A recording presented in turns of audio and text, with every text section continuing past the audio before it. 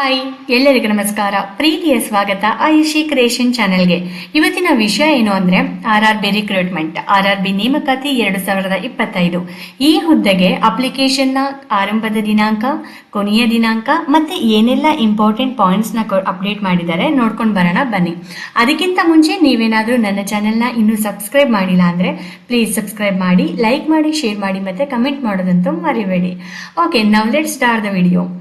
RRBಯಲ್ಲಿ ಕರೆದಿರುವಂತಹ section controller ಹುದ್ದೆಗೆ ಅರ್ಜಿಯನ್ನ ಸಲ್ಲಿಸಲು ಆರಂಭದ ದಿನಾಂಕ ಇಲ್ಲಿ ಕೊಟ್ಟಿರ್ತಾರೆ ನೋಡಿ. Opening of online submission of applications 15/9/2025 ಮತ್ತೆ ಕೊನೆಯ ದಿನಾಂಕ closing of online submission of applications 14/10/2025. Online ಮೂಲಕ ಅಪ್ಲೈ ಮಾಡಬಹುದು ನೀವು. ಮತ್ತೆ ಡಿಸ್ಕ್ರಿಪ್ಷನ್ ಅಲ್ಲಿ ಲಿಂಕ್ ಹಾಕಿರ್ತೀನಿ, ಪ್ಲೀಸ್ ಹೋಗಿ ಚೆಕ್ ಮಾಡಿ. ಅಕಸ್ಮಾತ್ ಅಪ್ಲಿಕೇಶನ್ ನಾವೇನಾದ್ರೂ ಹಾಕ್ಬೇಕಾದ್ರೆ ಮಾಹಿತಿ ಏನಾದ್ರೂ ನಾವು ತಪ್ಪಾಗಿ ನೀಡಿದ್ರೆ ಅದನ್ನು ಕೂಡ ಕರೆಕ್ಷನ್ ಮಾಡಿಕೊಳ್ಳಲು ಡೇಟ್ಸ್ ಅನ್ನ ಕೊಟ್ಟಿದ್ದಾರೆ. ಹಾಗಾದ್ರೆ ಏನ್ ಡೇಟ್ಸ್ ಇದೆ ಇಲ್ಲಿ ನೋಡಿ ನೀವು. Date for modification window for corrections in application form with payment of modification fees.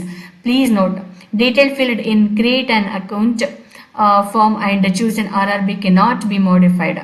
ನೋಡಿ, ಇದು 17/10/2025 ಇಂದ 26/10/2025 ನಿಮಗೆ ಏನೇ ನೀವು ಮಾಹಿತಿಯನ್ನು ತಪ್ಪಾಗಿ ನೀಡಿದ್ರೆ ಅದನ್ನ ಸರಿಪಡಿಸಿಕೊಳ್ಳಲು ಒಂದು ಕಾಲಾವಕಾಶವನ್ನ ನೀಡಿದ್ದಾರೆ. ಇಷ್ಟು ಇಂಪಾರ್ಟೆಂಟ್ ಡೇಟ್ಸ್ ಗಳಾಯ್ತು. ಇದಾದ ನಂತರ ಸೆಕ್ಷನ್ ಕಂಟ್ರೋಲರ್ ಹುದ್ದೆಯಲ್ಲಿ ಎಷ್ಟು ಪೋಸ್ಟ್ ಗಳನ್ನ ಅವರು ಕಾಲ್ಫರ್ ಮಾಡಿದ್ದಾರೆ ಅನ್ನೋದನ್ನ ನೋಡ್ಕೊಂಡು ಬರೋಣ. ಇಲ್ಲಿ ಟೋಟಲ್ 368 ಹುದ್ದೆಗಳಿಗೆ, ಇಲ್ಲಿ ನೋಡಿ ಟೋಟಲ್ 368 ಹುದ್ದೆಗಳಿಗೆ ಅವರು ಕಾಲ್ಫರ್ ಮಾಡಿದ್ದಾರೆ. ಇದರ ಪೇ ಸ್ಕೇಲ್ ಹೇಗಿದೆ ಅಂದ್ರೆ ಇವರು 7th ಪೇ ಸ್ಕೇಲ್ ಲೆವೆಲ್ 6 ನಲ್ಲಿ ಇವರು 35,400 ರೂಪೀಸ್ ಸ್ಯಾಲರಿಯಿಂದ ಇವರು ಕೊಡ್ತಾರೆ. ಮತ್ತೆ ಇಲ್ಲಿಗೆ ವಯೋಮಿತಿ ಏನಪ್ಪಾ ಇದೆ ಅಂತಂದ್ರೆ 20 ವರ್ಷದಿಂದ 33 ವರ್ಷದೊಳಗಿನವರು ಅರ್ಜಿಯನ್ನ ಸಲ್ಲಿಸಬಹುದು. ಇದಲ್ಲದೆ ಸೆಪರೇಟ್ ಆಗಿ SC ಮತ್ತು ST ಅವರಿಗೆ 5 ವರ್ಷದ ತನಕ ವಯೋಮಿತಿ ಸಡಿಲಿಕೆಯನ್ನ ಕೊಟ್ಟಿದ್ದಾರೆ. ಹಾಗೆ OBC ಅವರಿಗೂ ಕೂಡ 3 ವರ್ಷ ವಯೋಮಿತಿ ಸಡಿಲಿಕೆಯನ್ನ ಕೊಟ್ಟಿರ್ತಾರೆ. ಇದಾದ ನಂತರ ನೋಡೋದಾದ್ರೆ ನಮ್ಮ ಕರ್ನಾಟಕ ರಾಜ್ಯಕ್ಕೆ ಎಷ್ಟು ವೇಕೆನ್ಸಿ ಕೊಟ್ಟಿದ್ದಾರೆ ಅದನ್ನ ನೋಡುವ. ಅದಕ್ಕಿಂತ ಮುಂಚೆ ಕ್ಯಾಟಗರಿ ವೈಸ್ ಫೀಸ್ ಸ್ಟ್ರಕ್ಚರ್ ಏನಿದೆ ಅದನ್ನ ಫಸ್ಟ್ ಹೇಳ್ಕೊಂಡು ಬರೋಣ.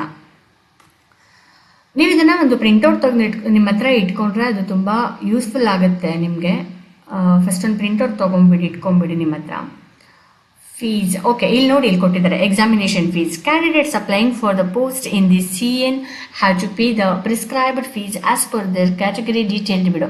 ಇಲ್ಲಿ ನೋಡಿ, for all candidates except the fees concession categories mention below at serial number 2. ಇಲ್ಲಿ ನೋಡಿ, ಸೀರಿಯಲ್ ನಂಬರ್ 2 ನಲ್ಲಿ ಏನೆಲ್ಲ ಮೆನ್ಷನ್ ಮಾಡಿದ್ದಾರೆ ಇವ್ರನ್ನ ಬಿಟ್ಟು ಬೇರೆ ಯಾರೇ ಇದ್ರೂ ಅವರು 500 ರೂಪೀಸು.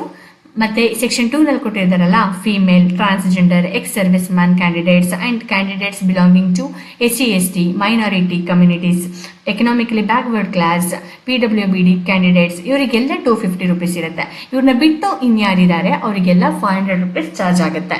ಇದು ಎಕ್ಸಾಮಿನೇಷನ್ ಫೀಸ್ ಬಗ್ಗೆ ಆಯಿತು. ನಾವು ನೆಕ್ಸ್ಟ್ ನೋಡೋದಾದ್ರೆ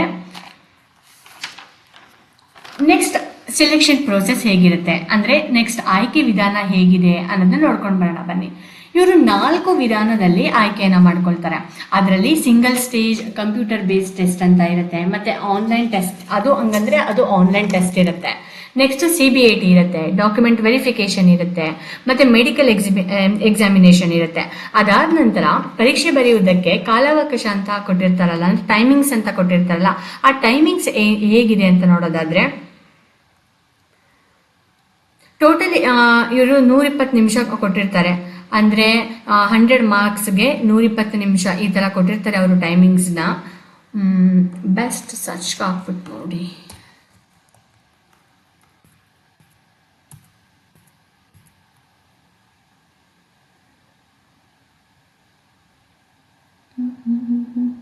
ಓಕೆ, ಇಲ್ಲಿ ನೋಡಿ, ನಾನು ಫಸ್ಟ್ ಹೇಳ್ದೆ ಅಲ್ಲ ರಿಕ್ರೂಟ್ಮೆಂಟ್ ಪ್ರೋಸೆಸ್ ಹೇಗಿರುತ್ತೆ ಅಂತ. Single stage computer based test, CBAT and document verification, medical examination ನೋಡಿ ಇಲ್ಲೇ ಇದೆ. ಕಂಪ್ಯೂಟರ್ ಬೇಸ್ಡ್ ಟೆಸ್ಟ್ಗೆ ಟೋಟಲ್ ಡ್ಯೂರೇಷನ್ 120 ಮಿನಿಟ್ಸ್ ಕೊಟ್ಟಿದ್ದಾರೆ. ಟೋಟಲ್ ಕ್ವಶನ್ಸ್ 100 ಇರುತ್ತೆ. There will be negative marking and 1/3 marks shall be deducted for each wrong answer. Normalization will be done for CBT held in multiple shift. ಅಂದ್ರೆ ಏನಾದ್ರೂ ನಮ್ದು ಒಂದು question wrong ಆದ್ರೆ 0.33 marks ಇಲ್ಲಿ cut ಆಗುತ್ತೆ. Total 3 ತಪ್ಪಾದ್ರೆ ಒಂದು ಸರಿಯಾದ ಮಾರ್ಕ್ಸ್ ಕೂಡ ಇಲ್ಲಿ ಕಟ್ ಮಾಡಲಾಗುತ್ತೆ. ಇಷ್ಟು ಮಾಹಿತಿ ಇದು ಎಕ್ಸಾಮ್ಗೆ ಸಂಬಂಧಪಟ್ಟಿರೋದು. ನೆಕ್ಸ್ಟ್ ನೋಡೋದಾದ್ರೆ ಸಿಲೆಬಸ್ ಏನಿದೆ. ಹಾಗಾದ್ರೆ ಸಿಲೆಬಸ್ ಅಂತ ನೋಡೋದಾದ್ರೆ ಇಲ್ಲಿ ಸಿಲೆಬಸ್ ಬಗ್ಗೆ ಬರೋದಾದ್ರೆ ನೋಡಿ ಇಲ್ಲಿ ಏನೇನಿದೆ ಅಂತ ಇಲ್ಲೇ ಹೇಳಿದ್ದಾರೆ. Syllabus for CBT analytical and mathematical capability ಇದೆ, and data analysis and interpretation ಇದೆ, logical capability, reading comprehension, mental reasoning, ಇದೆಲ್ಲ ಸಿಲೆಬಸ್ ಇವರು ನಾವು ಕವರ್ ಮಾಡಬೇಕಾಗತ್ತೆ.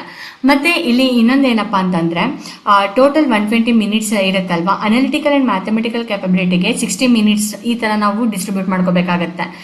ಟೈಮ್ನ ನಾವು ಈ ತರ ನಾವು ಡಿಸ್ಟ್ರಿಬ್ಯೂಟ್ ಮಾಡ್ಕೊಂಡ್ರೆ ನಮಗೆ ಯೂಸ್ ಆಗುತ್ತೆ. ಅವರೇ ಕೊಟ್ಟಿದ್ದಾರೆ ನೋಡಿ. ಮತ್ತೆ ಲಾಜಿಕಲ್ ಕೆಪಬಿಲಿಟಿಗೆ 20 ಮಿನಿಟ್ಸು, ಮೆಂಟಲ್ ರೀಸನಿಂಗ್ಗೆ 20 minutes, total number of questions 100 ಇರುತ್ತೆ. ಇಷ್ಟು ಎಕ್ಸಾಮ್ಸ್ಗೆ ಸಂಬಂಧಪಟ್ಟಂತಹ ಮಾಹಿತಿ. ನೆಕ್ಸ್ಟ್ ನಾವು CBATಯಲ್ಲಿ ಯಾವುದೇ ನೆಗೆಟಿವ್ ಮಾರ್ಕ್ಸ್ ಇರಲ್ಲ, ಇದು ನೀವು ತಲೆಯಲ್ಲಿರಲಿ. ಮತ್ತೆ ಇದರಲ್ಲಿ ಇಂಗ್ಲಿಷ್, ಹಿಂದಿ 2 ಲ್ಯಾಂಗ್ವೇಜ್ ಅಲ್ಲಿ ಇರುತ್ತೆ. ಎಲಿಜಿಬಲ್ ಇರೋ ವಿದ್ಯಾರ್ಥಿಗಳು ಅಪ್ಲಿಕೇಶನ್ ಬೇಗ ಸಲ್ಲಿಸಿ.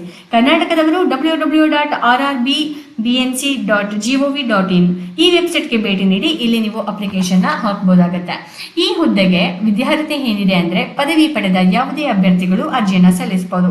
ಕರ್ನಾಟಕದಲ್ಲಿ ಟೋಟಲ್ 24 ಹುದ್ದೆಗಳಿಗೆ ಕಾಲ್ಫರ್ ಆಗಿದೆ. ಇದಿಷ್ಟು ಸಂಪೂರ್ಣ ಮಾಹಿತಿ. ಹೆಚ್ಚಿನ ಮಾಹಿತಿಗಾಗಿ ಆಯುಷಿ ಕ್ರಿಯೇಷನ್ ಚಾನೆಲ್ನ ತಪ್ಪದೇ ಫಾಲೋ ಮಾಡಿ. Thank you. Bye guys.